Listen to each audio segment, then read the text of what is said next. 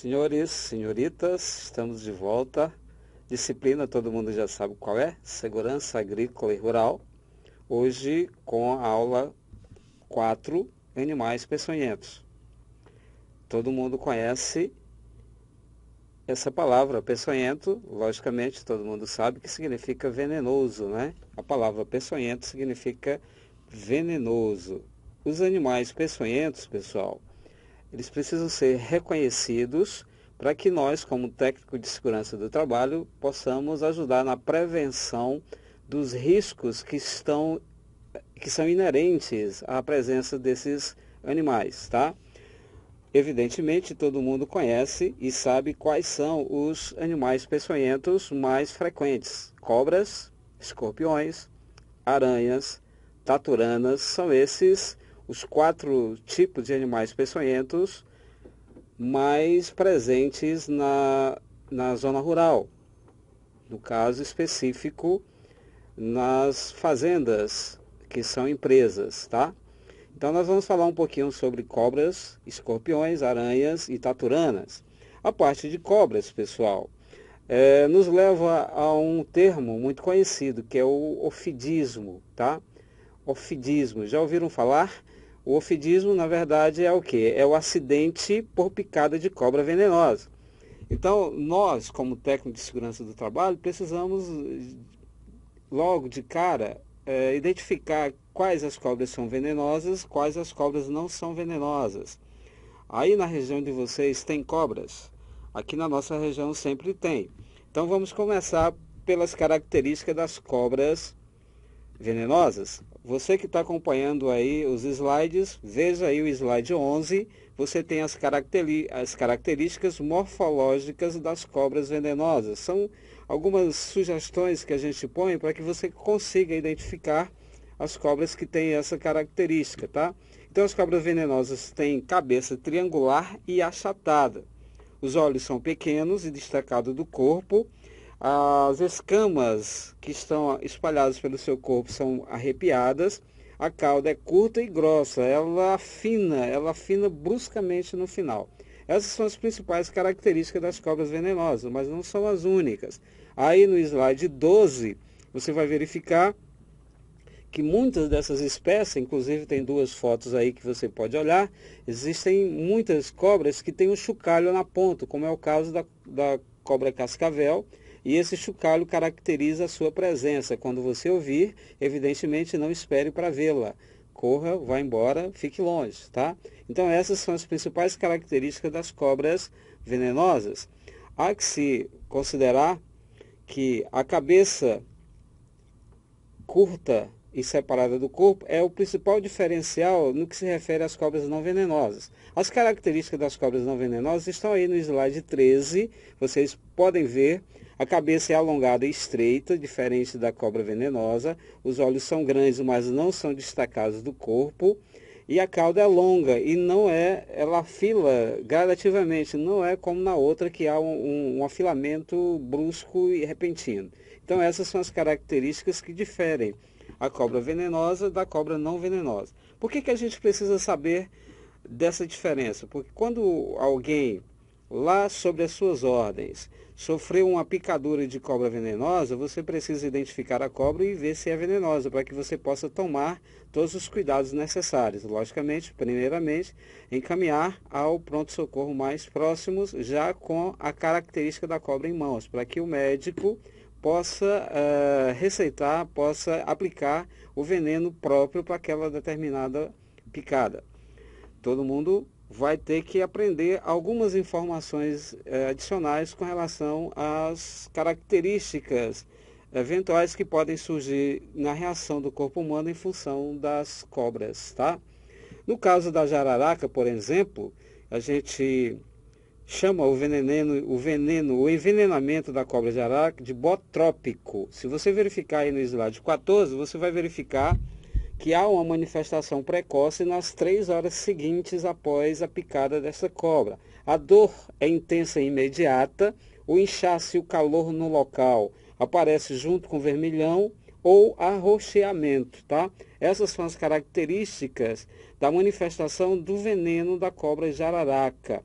As alterações na coagulação sanguínea também são produzidas pelo envenenamento desta cobra. Hemorragia no local, logicamente, são muito comuns. Se houver uma inoculação de veneno intensa, há ainda a possibilidade de hemorragias na gengiva e a urina também vai aparecer avermelhada. Essas são algumas características do envenenamento pela picada da cobra chamada jararaca.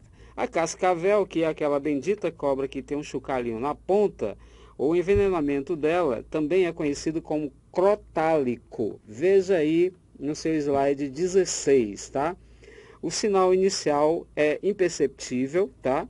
Embora nesse primeiro momento a vítima possa ter alguma dificuldade de abrir os olhos e logicamente poderá ter visão dupla ou turva. Essas são as características que determinam, que identificam o envenenamento da cobra cascavel. Ainda há dores musculares, urina avermelhada, midríase e a vítima fica com cara de embriaguez, tá? Todo mundo sabe o que é cara de embriaguez. A pergunta que eu faço agora é, e o que é midríase? Midríase, tá lá no slide 17, tem um balãozinho lá, você pode ler. É a dilatação da pupila em função da contração do músculo dilatador. Então essas são as características produzidas pelo envenenamento da cobra cascavel. Além do mais, após 6 ou 12 horas, a urina fica escurecida, a dor muscular fica intensa e há uma insuficiência renal aguda. Tudo isso em função do envenenamento da cobra cascavel. Se vocês observarem aí no slide 18, do lado direito você tem uma cobra, uma figura que caracteriza, que exemplifica uma cobra cascavel. Surucuru. Já ouviram falar nesta cobra? A cobra surucuru. O envenenamento dessa cobra se manifesta após 3 horas e ela é chamada de laquético, tá? A dor é imediata, você vai produzir um inchaço, calor, vermelhidão e arroxeamento no local da picada. Esses são os sinais de que a vítima foi envenenada por uma picada de surucuru. Tá? A surucuru ela produz hemorragia no local da picada, diarreia, bolhas, gangrena, já ouviram falar? Gangrena, que é o apodrecimento do local, e insuficiência renal aguda. Essas são as principais complicações do envenenamento da surucuru. Evidentemente que a surucuru é uma cobra que não é presente aqui no nosso estado.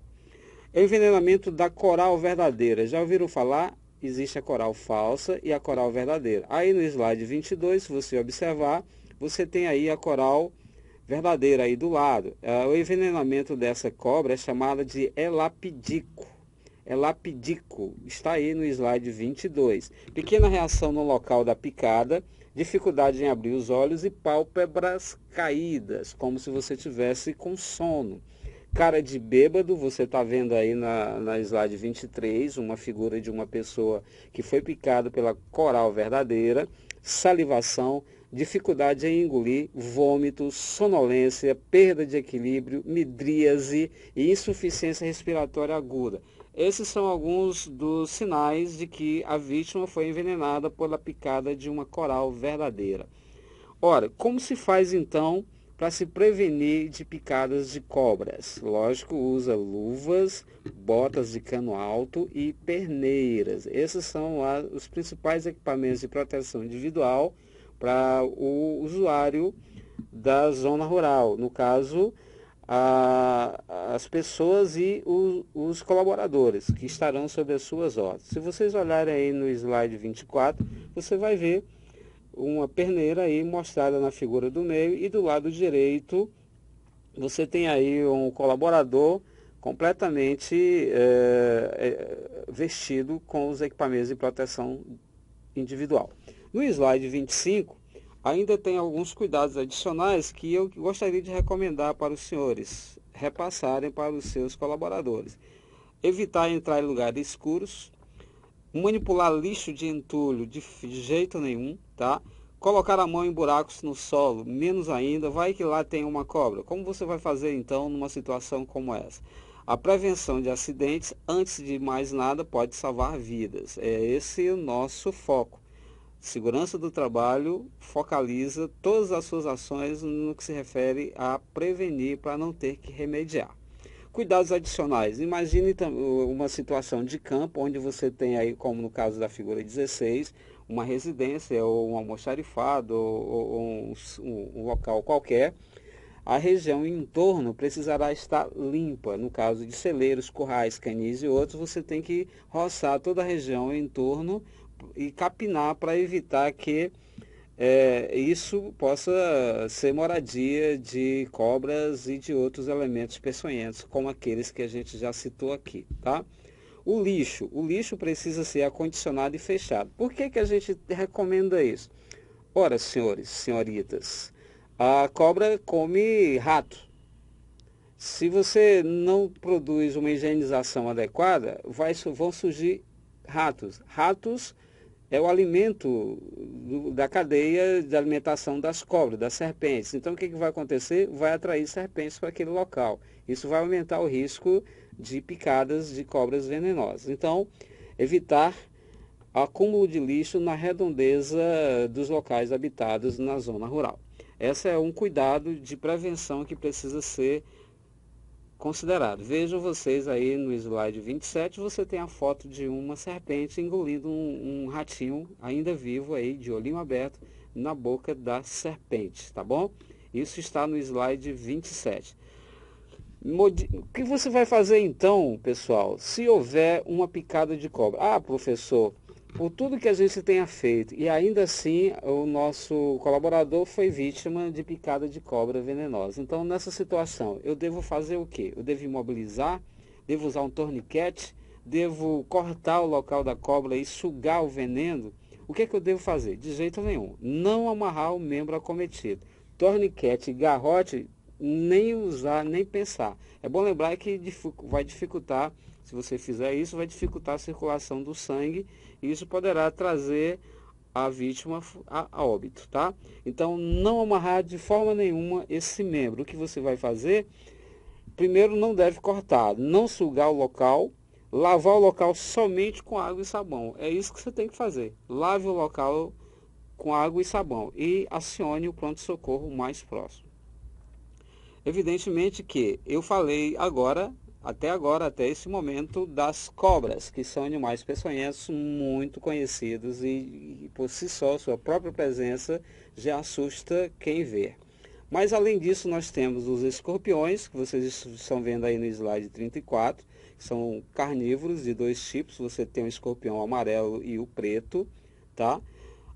No slide 39, você vê aí os sintomas das picadas de um escorpião, é a cefaleia, que são dores de cabeça intensas, náuseas ou vômitos, suor excessivo, agitação e tremores, salivação, aumento da frequência cardíaca, e isso se manifesta após 30 minutos após a picada do escorpião. Lembrando que o escorpião é pequenininho, tá? De 3 a 5 centímetros e ele está escondido na toalha do banheiro, ele pode estar escondido no papel higiênico, então você precisa estar o tempo todo esperto para essa situação. Além do escorpião, nós temos a aranha armadeira, que está aí no slide 44. Nós temos a aranha viúva negra, que está aí no slide 47. Nós temos a tarântula, que é a famosa caranguejeira, que está aí no slide 50, e ela não produz teia, tá? E nós temos também a aranha marrom. Talvez essa seja a mais perigosa de todas, porque é uma das menores. Ela vai de 12 milímetros a 3 centímetros. Ela está aí no slide 53, tá?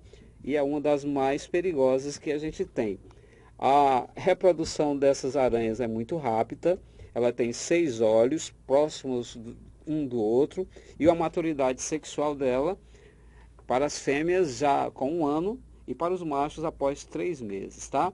Então, pessoal, era isso que eu queria falar para vocês sobre animais peçonhentos. Vocês, por favor, leiam todos os slides com atenção, tá certo? Qualquer dúvida, levem lá para o fórum para discussão. Se precisarem, por favor, podem me acionar. Vocês têm aí o meu e-mail, mas me acionem só depois que procurarem o seu tutor presencial e seu tutor à distância. De qualquer forma, eu terei prazer em atendê-los e tirar as dúvidas se houverem. Muito obrigado, até a próxima aula.